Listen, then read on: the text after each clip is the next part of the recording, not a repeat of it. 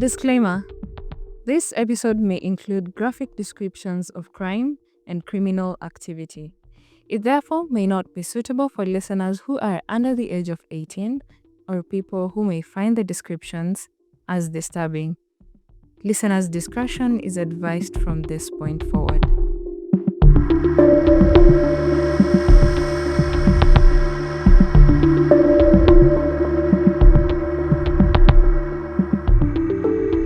Hello and welcome to this episode of Crime KE podcast. My good name is still Ajuma. I am a journalist from Kenya and your host for this true crime podcast. Now, this week's episode is another bonus episode, and I came across this story as I was researching for last week's episode. Many people were comparing what happened at St. Kizito Secondary School in 1991 to what happened at Kyanguli Secondary School in 2001.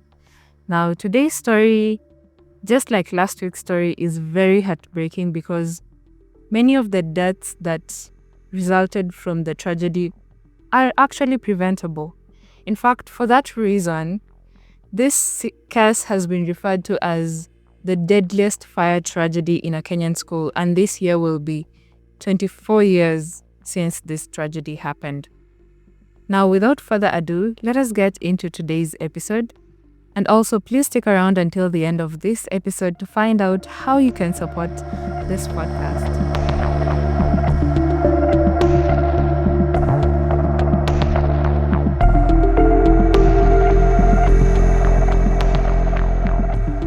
On the night of 25th March 2001 at 10 p.m., the students at Kyanguli Secondary School in Machakos County left their classes as usual and went to their dormitories to retire for the night. Now, at around 1 a.m., they were woken up by screams coming from one of the dormitories belonging to the boys. When they came out of their dorms, they realized that the dormitory was on fire with more than 100 students inside. The dormitory housed 130 students, all of them aged between 15 and 19 years. Now, to help you picture this dormitory, I want you to think about a hall with two exits on both ends. Now, one door always remained locked with a padlock from the outside. The students always used the other door, which always remained open. Now, the dormitory had two doors, but only one was in use. The fire cut through the middle of the dorm, so there were students who were able to access the open door, and there were those who would have to go through the fire or break down the door that was locked to escape the fire. They could not use the windows to escape because the windows were also fitted with metal barriers. So what happened is that most of the students who slept on the side that had the closed door were burnt to death. According to the source materials, disclaimer for the next two sentences. According to the source materials, the students scrambled for the locked door as they screamed in horror, and they were not able to break it open. They fell over each other and piled up at the door as the fire consumed them. Most of the students were badly burnt that they were unrecognizable even to their parents. The fire brigade was never called. The police who arrived at the school used hoses to put out the fire. Plus, there was rain that night, so the rain was the only thing that was helping to put out the fire, apart from the garden hoses that the police were using. Now, I found a report that said that the reason the fire department wasn't called was because initial reports say that there was a protest at the school and not a fire.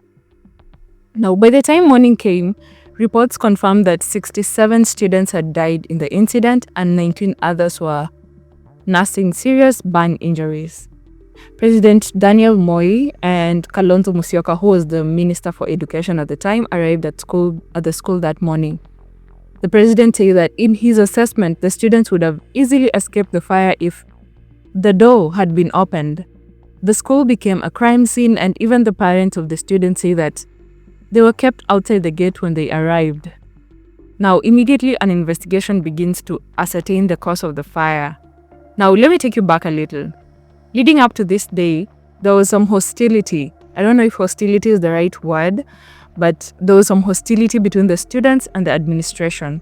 And the students complained mainly about the low quality of the food served in the school. They also complained that the administration was demanding them to pay up their fee balances. And it was reported that the most aggrieved students were the school's candidates for the previous year whose results had been cancelled by the Ministry of Education over cheating. There had been 2 earlier attempts to set the school on fire. One attempt to burn the library and the other attempt to burn the principal's office. And there are also notes circulating around the school calling for the students to protest against the administration and asking that the school principal should step down. Now, reports say that the administration and the student body were basically unbothered by the notes. You see how something small really escalates, and we saw the same thing with the previous episode where notes are sent and a simple people just ignore, then it turns out to be a tragedy. So now, after the fire, an investigation begins, and the investigation reveals that the dormitory was set on fire in an act of arson. After 2 weeks of investigations, 2 suspects who are students of the school are arrested. The suspects are identified as Davis Onyango Opio and Felix Mambo Ngumbao. Both of them were 16 years old at the time, and both of them were in Form 3 at Kyanguli Secondary School. Felix was picked up at his parents' home in Nairobi, and Davis was also brought in for questioning. Now, at first, both Davis and Felix admitted to plotting to burn the school down and taking part in the arson, but they would later retract their statements by saying that they confessed under duress. And by the way, Davis was among the students who were injured in the fire. He sustained burn injuries on his hands. Now, Felix submitted a handwritten statement in which he detailed the heinous plan that led to the death of 67 boys. In the statement, he says that in early March of 2001, Davis approached him and told him that he had a plan to burn down one of the dorms in the school. Davis then told Felix that he wanted to do this because he did not like the new principal, just like many other students in the school, and because he also did not like the quality of the food served in the school. Now, after this conversation, Felix said that they agreed to contribute money to buy petrol at a nearby petrol station near the school. Then they would follow through with the plan. The two contributed 600 shillings, which afforded them 15 liters of petrol at the time. On 24th March, all the students at the school were attending a sports event at another school. So Felix and Davis used that opportunity to go to Machakos town and purchase the petrol. They managed to buy 15 liters of petrol, which were packaged in one 10-liter jerrycan and a 5-liter jerrycan.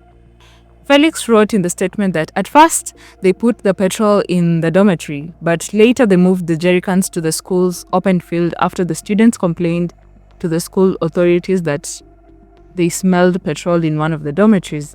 Now, when the students made this complaint again, the school principal, accompanied by the head boy and the night guard, searched the school compound for the petrol but found nothing. Now, on April 9th of 2001, Davis and Felix are arraigned in court and charged with murder. In one of the videos of the two in court, Felix can be seen fighting back tears as the names of the victims are read out in court. And by the way, the clerk read out all the names of the victims who died in the tragedy. But when he was reading, as Felix was fighting back tears, Davis showed little to no emotion for the same. The trial lasted 2 years, and the court had testimonies from more than 100 witnesses. Felix confessed to contributing the money to buy the petrol, but he told the court that he did not participate in the actual burning of the dormitories. He said that he was also woken up by the screams just like other students. Davis also denied burning down the dormitory by saying that his earlier confession was given under duress from the investigating officers. The school's deputy principal testified to meeting Felix on the night of the fire. He said that he met him outside while fellow students were in class for night preps that on 24th. The deputy told the court that he let Felix go, but he took down his admission number so that he would punish him for being outside during class hours the next day. The night guard who was on duty that night of the fire also testified. And in his testimony, he said that He met Felix walking around the school as other students were asleep on the same night. He said that he had seen someone walking around the dormitories with a flashlight, and when he approached, he realized that it was Felix. When he asked him what he was doing outside, Felix said that he was just going to fetch water, while others were sleeping. Now, the parents of the victims of the fire testified of their loss, and even other students testified about the trauma that the incident inflicted on them. The trial hit a setback in 2003 when the judge who presided over the trial resigned. And I don't even think resign is the right word, because he was implicated in several corruption scandals and he had to step down. This was part of a judiciary cleanup conducted by the government at the time, which was called radical surgery. Now, on December 4th of 2006, the judge who took over the case terminated it. He termed the case a mistrial, and he gave the reason that the first judge was being investigated for corruption, so because he was presiding over this case, it was automatically a mistrial. Davis and Felix were set free, but the judge said that they could still be arrested if more evidence emerged in their case. Now, I can only imagine how the parents of the victims of the fire felt hearing this ruling. Some of them had even wanted the two to be tried as adults, but now they're free and their children were gone. 58 of the 67 students who died in the fire were buried in 6 mass graves in the school compound, just a few meters away from where their dormitory was. Each grave had 10 students except one, which had 8. The area where the graves are in the school compound has been turned into a memorial park where the parents of the students who died visit regularly. The Kyanguli Bereaved Parents Disaster Self-Care Group was formed to help the parents of the victims to deal with the psychological challenges that they face after the tragedy. Now, after a long court battle, because the parents were not agreeing to this justice, if at all, it wasn't even justice. They were not agreeing to this, to the suspect being set free and just accepting that their children are gone and their suspects were set free, and that is that. So they took the school to court. And after a long court battle between the parents of the victims and the school administration and the government, a High Court judge in March 3rd of 2016 awarded the parents of the victims 40 million shillings in compensation. Every family was to receive 650,000 Kenyan shillings for pain and suffering. Now, in his ruling, the judge said that the school failed in its capacity to prevent the tragedy because they knew that there was hostility between the students and the administration, but they did nothing. Now, despite having 2 previous arson attempts, the school did not put up any measures to prevent the deaths that occurred. That was the reasoning of the judge.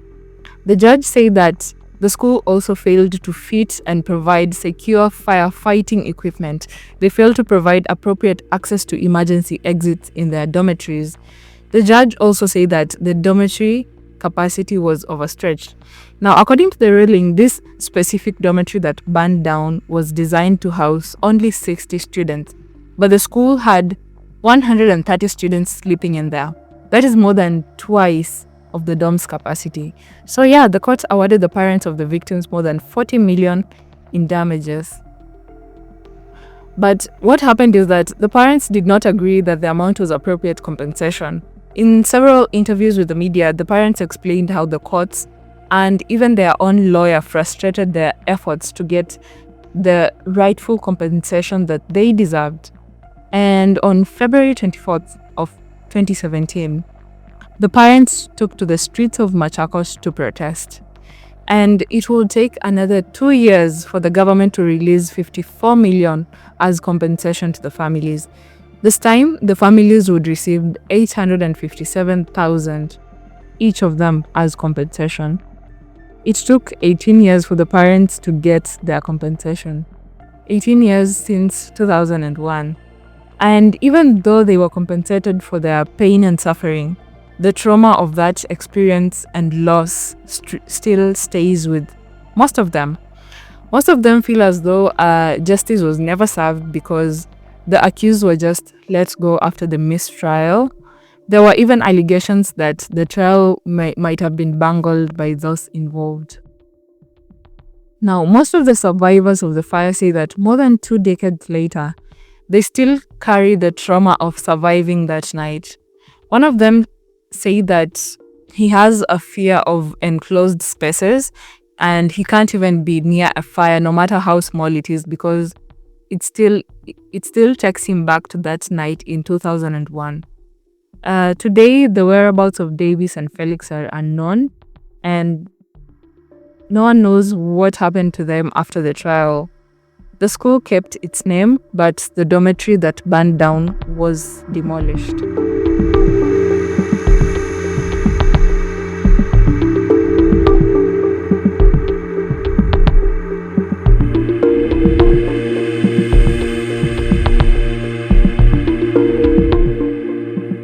Thank you for listening to this episode up until the end.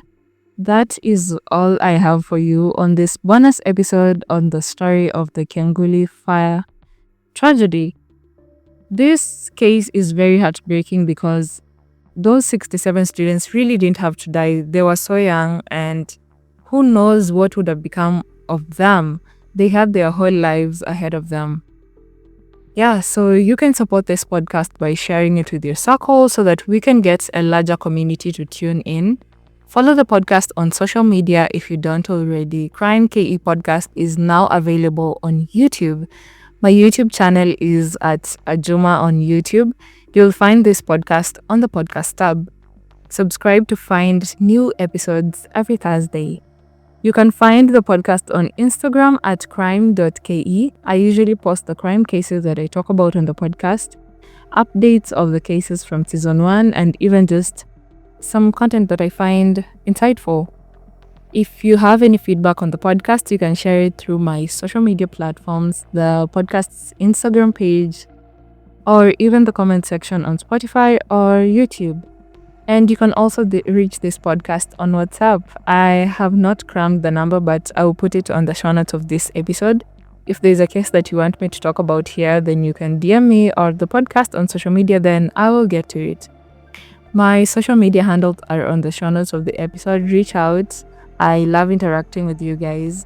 Give the podcast a 5-star rating on the platform that you're listening in on. And don't forget to catch the next episode of Crime KE Podcast on Thursday next week. Same time, same place. But until then, stay safe and remember, it's crime with a K.